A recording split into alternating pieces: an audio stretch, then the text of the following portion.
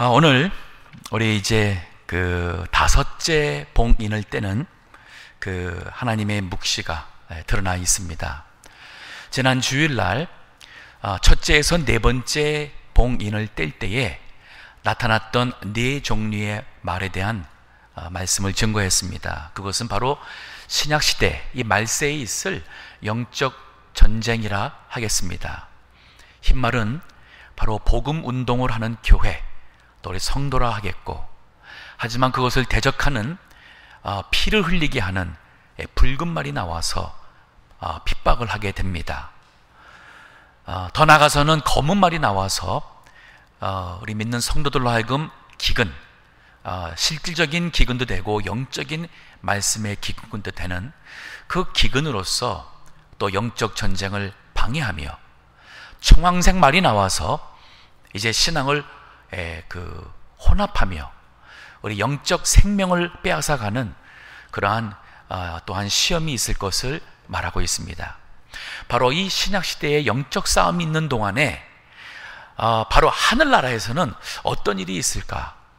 지금도 마찬가지입니다. 우리가 이 시대에 오늘 지금도 우리 여름 성경을 통해서 우리 젊은 아이들에게 이 복음을 실어주기 위하여서 수고하고, 또 선교지에서 혹은 또 주의 복음을 위해서 수고하시는 많은 주의 종들이 있습니다.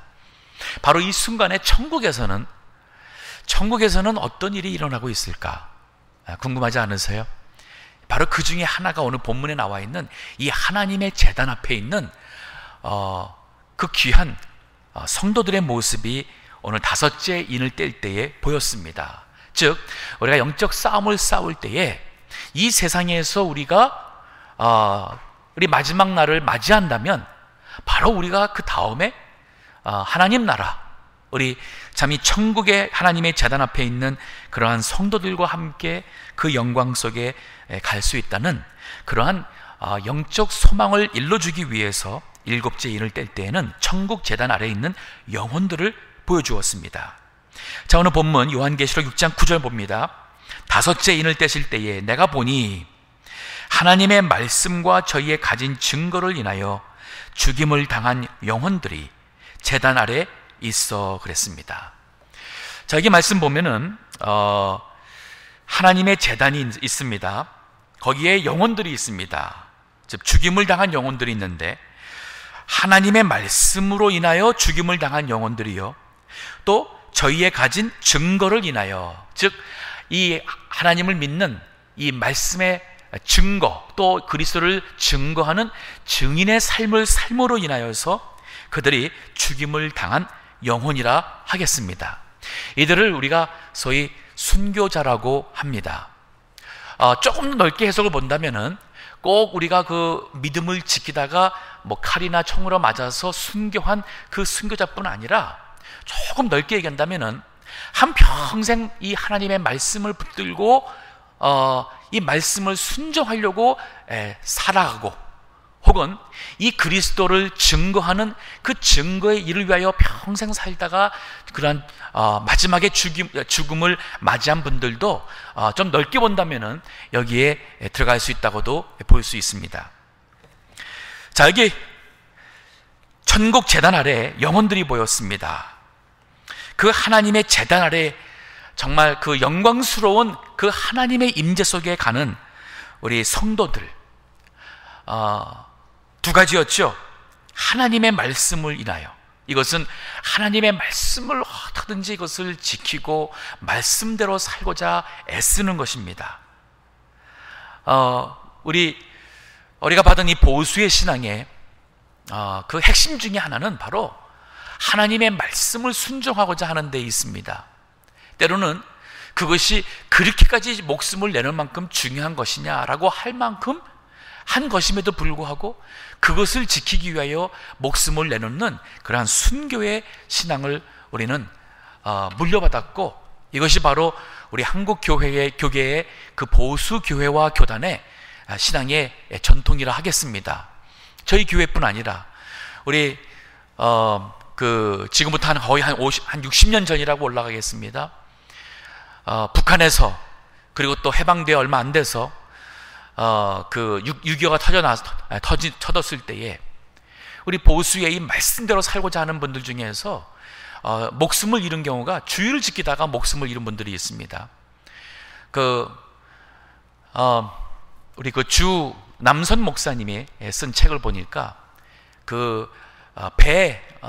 배추자 하는 그 집사님이 계시는데, 이분이 주일날 공산당이 와서 주일날 빗자루 갖고 와서 마당을 쓰려고 그러는데, 나는 주일날 당신들이 시키는 일을 내가 할 수가 없습니다. 난 주일을 못합니다. 아니 뭐 욕이란 욕이라 하면서 뭐 죽을래 살래 하면서 하라는데, 주일날 목숨이 무서워서 공산당이 마당 쓰려는 것을 쓸지 않고 죽임을 당한 배집사에 대한 말씀이 나와요. 얼핏 세상 사람들이 볼 때는, 야, 그건 너무 참 어리석은 죽음이 아니냐.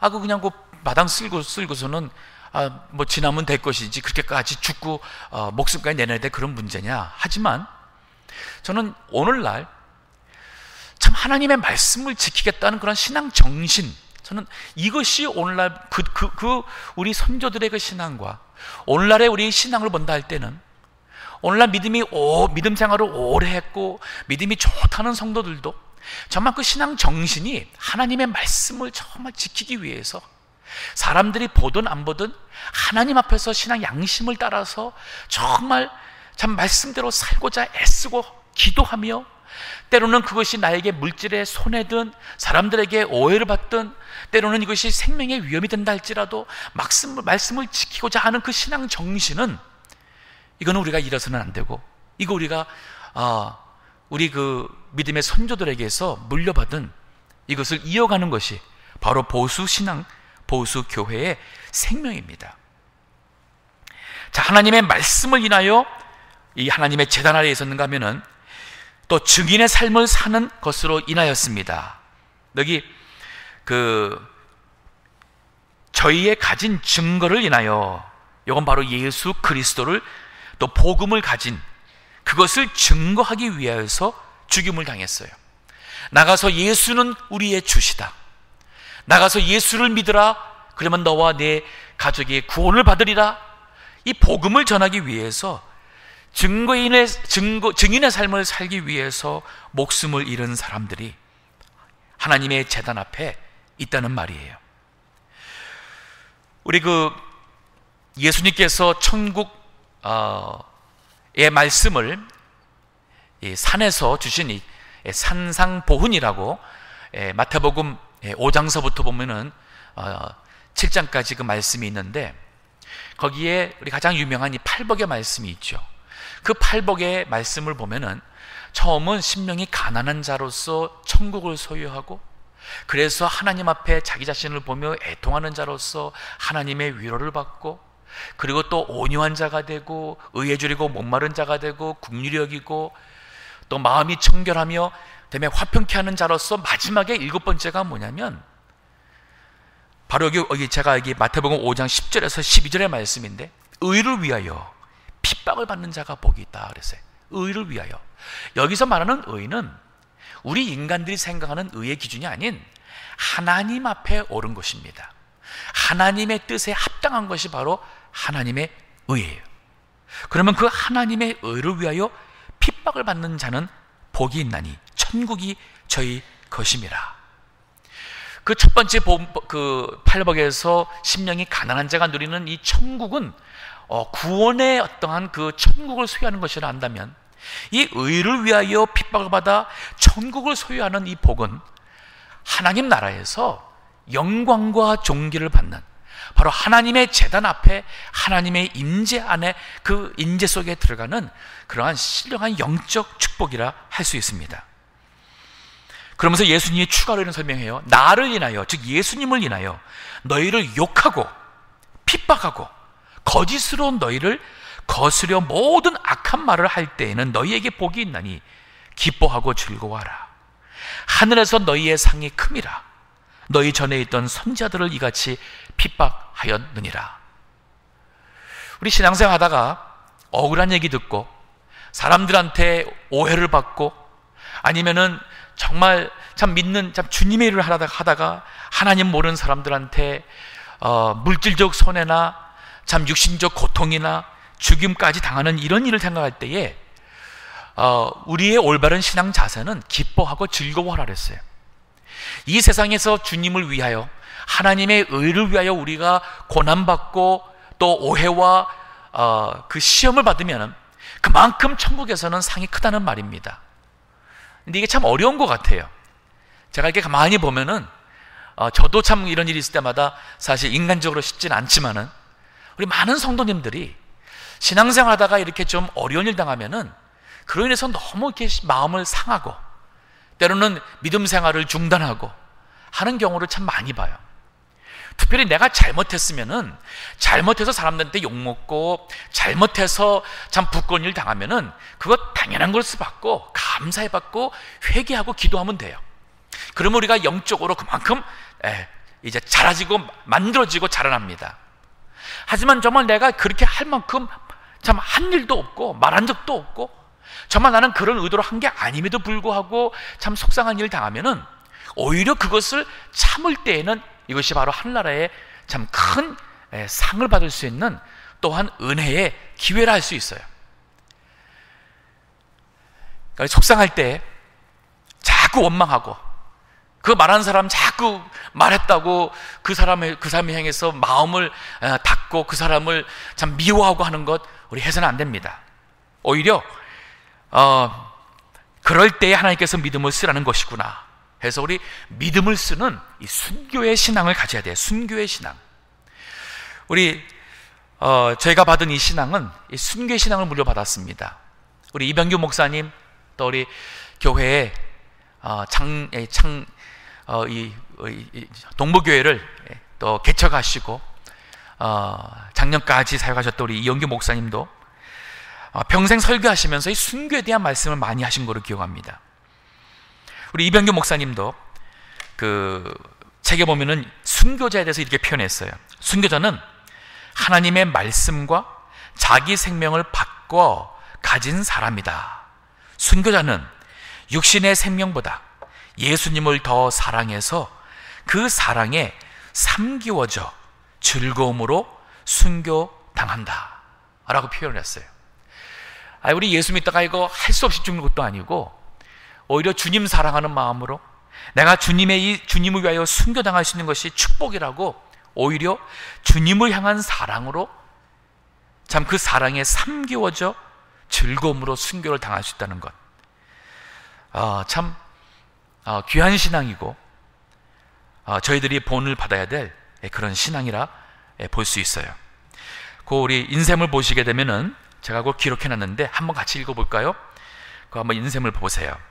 그 45페이지에 중간에서 조금 위에 있습니다. 같이 읽어보겠습니다. 순교자는 하나님의 말씀과 자기 생명을 바꿔 가진 사람이다. 순교자는 육신의 생명보다 예수님을 더 사랑해서 그 사랑에 삼기워져 즐거움으로 순교당한다. 우리 이영규 목사님도 그런 말씀했죠. 때리면 맞자, 또 욕하면 먹자, 그리고 죽이면 죽자. 그럼 뭐 걱정할 거 없죠. 이 믿음으로 나가면 우리가 참 믿음을 잘 지킬 것 같아요. 근데 사실 이 말의 근원이 사실 우리 교회에서 나온 게 아니라 공산당이 이런 훈련을 시켰다는 거예요. 공산당들이 자기 사람들을 훈련시킬 때 때리면 맞고 욕하면 얻어먹고 또 굶기면 굶고 이러한 정신으로 이 공산당 이 세뇌교육을 시켰다는데 우리 공산당 그러한 이념을 믿는 사람들 세상에서도 이런 일을 하는데 우리 믿는 사람들이 이것을 못하겠는가 하는 정신으로 나가야 됩니다. 성경 여러 군데에 우리 이 순교의 신앙에 대한 성경 구절이 참 많습니다. 제가 두 군데로 설명하겠는데 로마서 8장 17절 18절 말씀도 보면은 자녀이면 즉 우리가 하나님의 자녀가 되었어요. 후사 곧 하나님의 후사요 그리스도와 함께한 후사니 우리가 그와 함께 영광을 받기 위하여 고난도 함께 받아야 될 것이니라. 생각컨대 현재의 고난은 장차 우리에게 나타날 영광과 좋게 비교할 수 없도다. 여기 고난은 죽음까지 포함하는 고난이에요. 살고 죽는 것을 주님께 맡기고, 그래서 죽으면 순교고, 또 죽지 않고 하나님께서 데려가면은 또 우리 영광 중에 믿음 지키다가 살아가는 그 신앙을 여기서 말하고 있어요.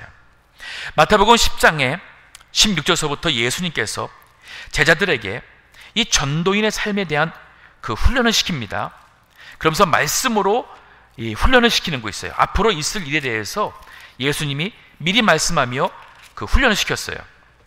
제가 한번 읽어볼게 들어보시기 바랍니다. 마태복음 10장 16절에 보니 보라 내가 너희를 보냄이 양을 이리 가운데 보냄과 같도다. 그러므로 너희는 뱀같이 지혜롭고 비둘기같이 순결하라.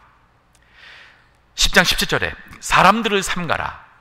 저희가 너희를 공회에 넘겨주겠고 저희 회당에서 채찍질하리라.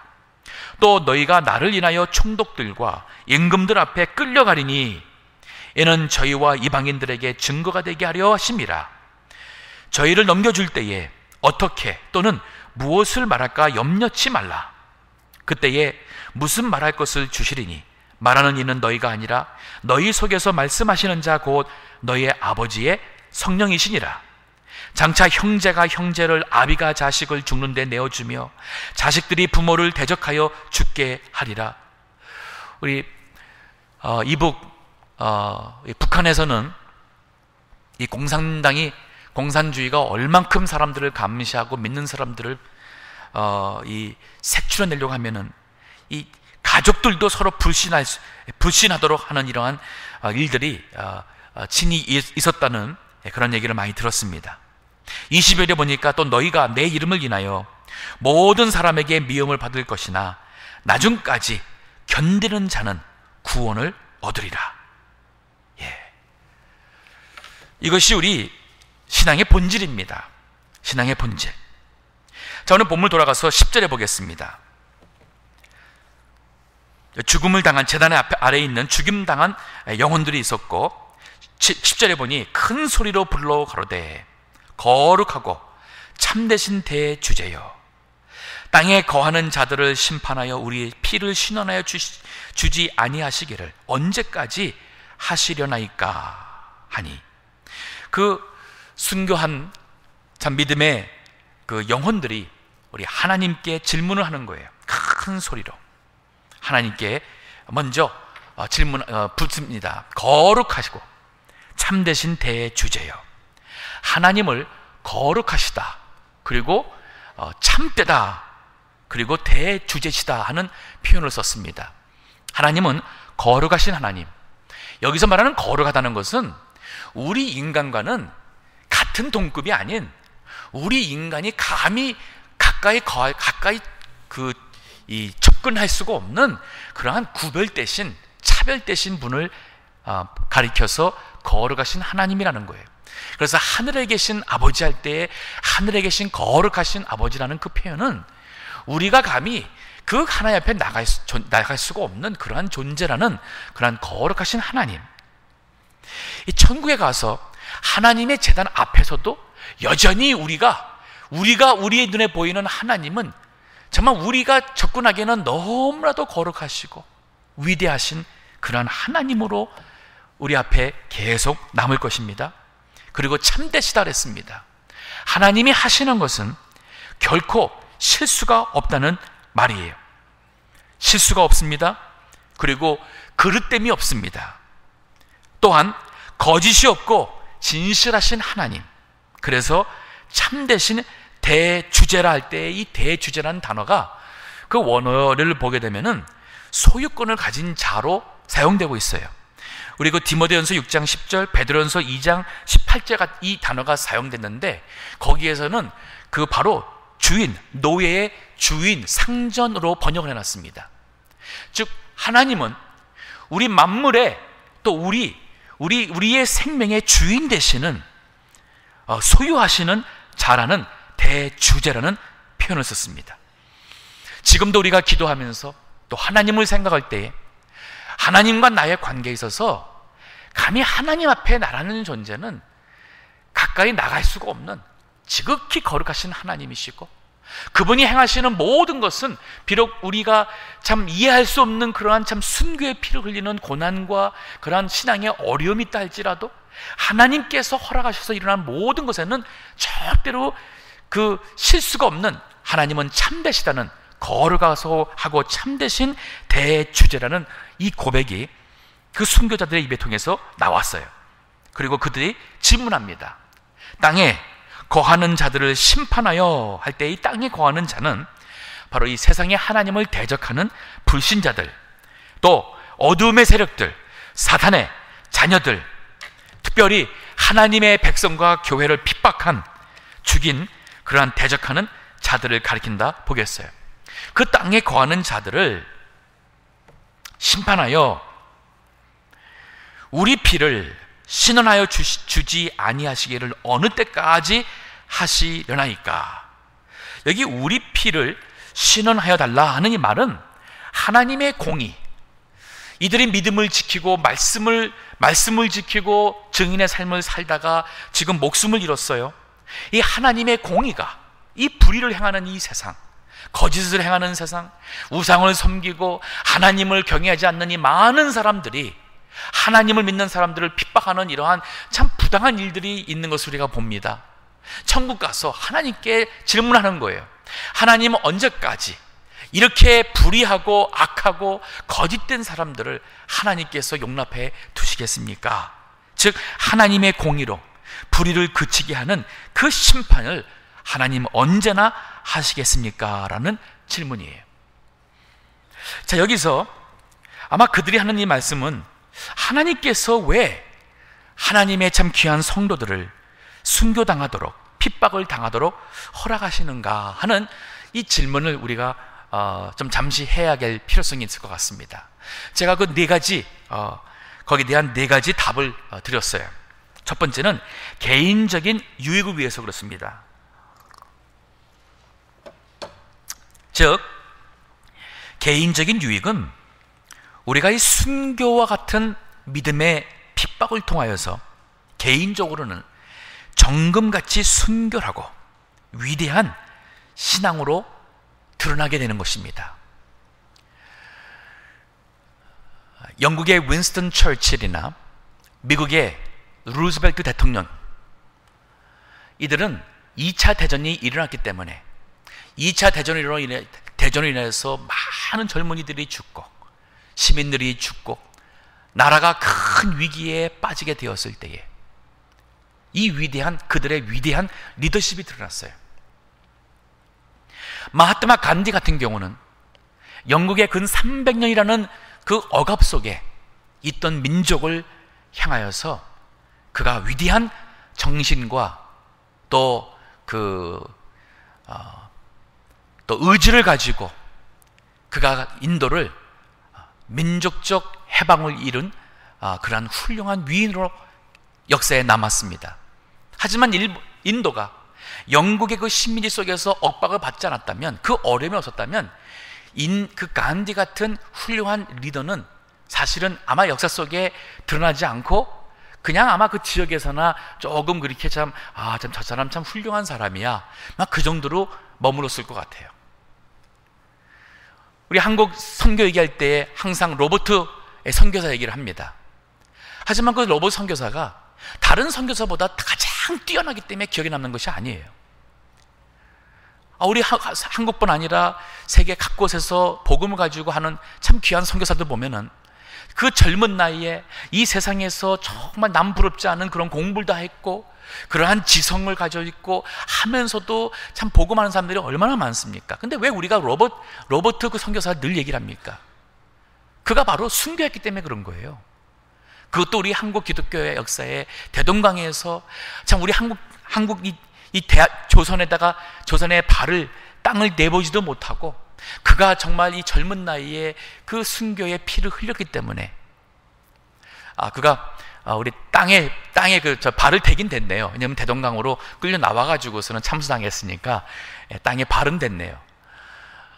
그 순교의 이 피가 바로 우리의 기억에 남게 되는 것이고 그러한 훌륭한 사람을 드러나게 한 것입니다. 즉 우리에게 믿음의 연단이 올 때에 그것은 하나님께서 우리에게 있는 이 믿음을 드러내게 하기 위해서 정금같이 순결하고 위대한 신앙이 드러나게 하기 위해서 환난을 주신다는 얘기예요. 베드로전서 1장 7절의 말씀에 보면은 너희 믿음의 시련이 불로 연단하여도 없어질 금보다 더 귀하여, 이 순금이 나오기까지 그 풀무 속에 한 7번 정도를 들어갔다 나왔다 또 들어가서 불순물을 제거하고 또 나오고, 그럴 때에 정말 99.999 그런 순수한 그런 금으로 된다고 한다는 글을 보았어요. 이 여러 번의 연단을 통해서 그런 순수한 그 정금이 나오는데 그 불로 연단하여도 없어질 금보다 더 귀하여, 더 귀한 그 믿음, 예수 그리스도에 나타나실 때에 칭찬과 영광과 존귀를 얻게 하려 한다는 이 말씀이 있습니다.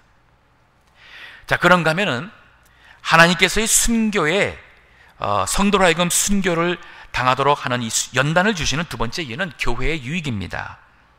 즉 이러한 일을 통해서 교회가 거짓과 불의를 걸러내고 더욱 순결한 교회가 되도록 하시는 겁니다. 제가 달라스 학교 다닐 때 러시아에서 비밀 경찰 있다가 믿고 그 다음에 이제 목사가 되어서 유학 온 러시아, 소련 유학 신학생이 있었어요. 첫 시간에 하는 얘기가 그가 러시아에서 쓰던 실지 얘기인데, 비밀 경찰들이 중에 믿는 자가 있다는 거예요.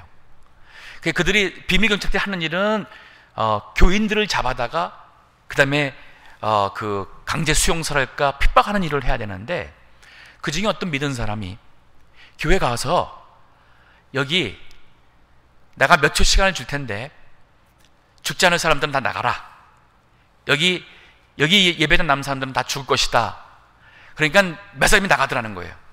다 나가고, 그리고 또 마지막 기회다 하고서는 이제 거기 남은 사람들은 죽으면 죽으리라 하는 진짜 그 결심을 하고 거기서 참 기도하면서 남아 있었는데, 그들이 다 나가고 다른 사람 나가고 문을 닫고서는 하는 얘기가 당신들이 정말 그리스도인 걸 너무 고맙다고, 나간 사람들 중에는 아마 여기에 스파이가 있을 것이라고, 그러면서 자기도 예수를 믿는 사람이라며 그러면서 믿음에 오히려 격려를 하고 그리고 했다는 그런 말도 있습니다.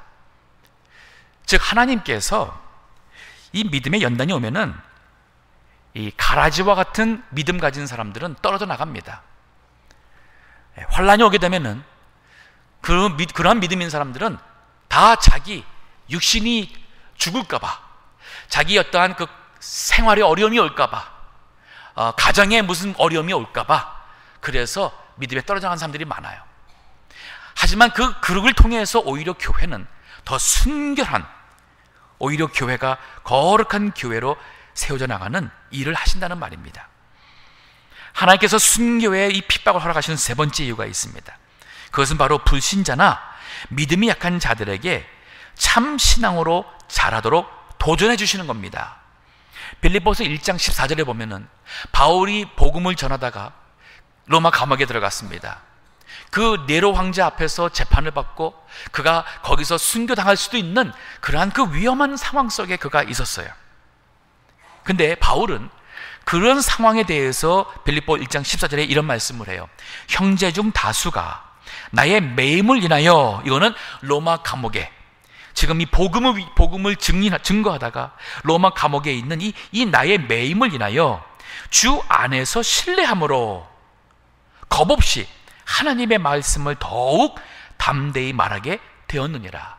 이 말이 뭐냐면 바울 사도가 감옥까지 들어가면서 복음을 전하고 그런 가운데서 또 하나 흔들림 없이 더욱 담대하게 이 복음을 확실 있게 전하게 되고, 하나님께서는 바울 사도를 통해서 참 역사를 나타내주고 하는 이걸 보면서 와, 정말 하나님이 살아계시는구나.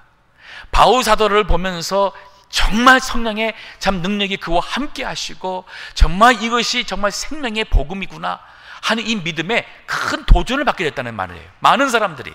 그래서 그들도 붙잡힐까봐 겁먹지 않고 두려움 없이 오히려 담대하게 나가서 복음을 말하게 되었다 하는 그 말씀을 하는 겁니다. 네 번째로 종합적인 유익이 있습니다. 그것은 하나님께는 영광, 우리 순교자를 통하여서 하나님께서는 영광을 받으시고 또 우리 성도들에게는 축복이 임하게 됩니다. 베드로전서 4장 12절에서 16절 내용을 쭉 보게 되면은 이것 또한 초대교회 때에 참 목숨을 잃을 만한 그러한 핍박 그리고 고난에 대한 말씀을 하고 있어요.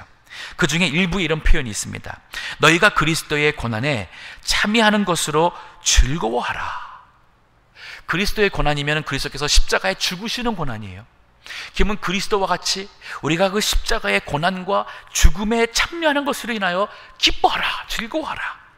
그러면서 너희가 그리스도의 이름으로 욕을 받으면 복 있는 자로다 하는 표현이 있습니다. 예수님으로 인하여서 욕먹을 때에 그것이 바로 복 있는 자다. 그러니까 진정 우리가 받는 복은 주님 때문에 욕먹는 게 복이에요.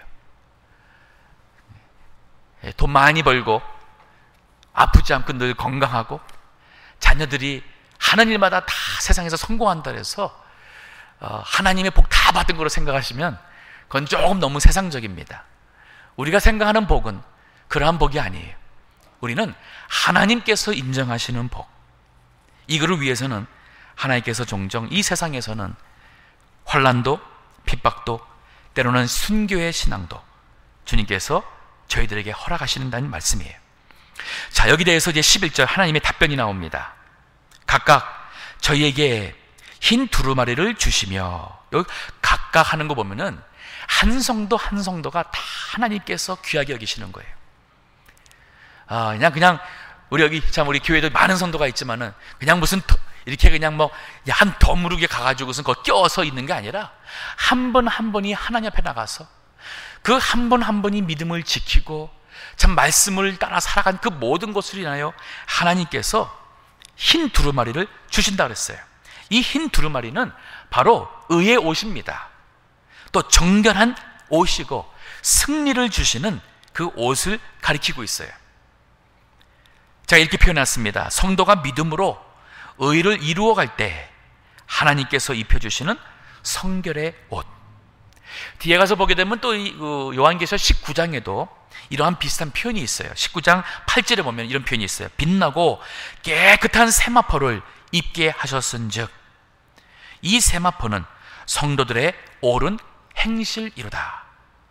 우리가 믿음의 올바른 행실을 할 때마다 하나님께서는 우리에게 더욱더 깨끗하고 빛나는 그러한 흰 두루마리, 세마포를 입게 해 주신다는 말이에요. 즉 하나님께서 우리 믿음을 지킨 성도들에게 이 흰 두루마리, 깨끗한 믿음의 이 성결의 옷을 입혀주시면서 하시는 말씀이 가라사대 아직 잠깐 동안 시대, 하나님이 행하시는 일에 이 잠깐이라는 것은 우리의 시간의 잠깐, 그거보다는 더 길 수도 있습니다. 자, 하지만 하나님께서는 아직도 주님의 택한 백성들이 이 믿음의 축복된 순교의 자리에 올 수 있도록 하나님께서는 잠깐 쉬라는 말이에요. 그러면서 이렇게 표현합니다. 저희 동무 종들과 형제들도 자기처럼 죽임을 받아 그 수가 차기까지 하라 하시더라. 마지막 순교자가 하나님 나라에 들어갈 때까지 조금 더 기다리라고 주님이 말씀하고 계셔요. 이런 거 보면은 우리가 믿음을 지키고 하나님의 일을 하다가 고난당하고 심지어는 죽는 것은 하나님 앞에서는 가장 큰 복 중에 하나입니다. 그 순교자의 반열에 들어가는 그 영광 중에 하나예요. 우리 주기철 목사님의 일사각오라의 글도 보게 되면은 어차피 사람이 한 번 죽는데 나이 들어서 노환으로 죽든 그 전에 병으로 죽든 사고로 죽든 언젠가는 죽을 우리 한 번 죽는 인생인데 그 죽음이 하나님의 영광을 위하여 믿음을 지키다가 죽는 것 같은 영광은 없다는 거예요. 이게 바로 순교했던 선교사 우리 선배들의 신앙의 정신이었어요. 언젠간 죽을 텐데 10년 더 그저 믿음 타협하고 참 그 하나님 앞에 부끄러운 참 그러한 자처럼 설 거를 알면서도 그 무서워서 참 몇 년 인생을, 육신의 생을 연장하느니 정말 하나님 앞에 부끄럼 없는 영광스러운 죽음을 맞이할 수 있는, 과연 어떻게 죽음을 맞이할 것이냐 하는 이 말씀을 하셨습니다. 우리 하나님께서도 그 말씀하시는 거예요. 그 수가 차기까지 좀 기다리라 했어요. 쉬어라.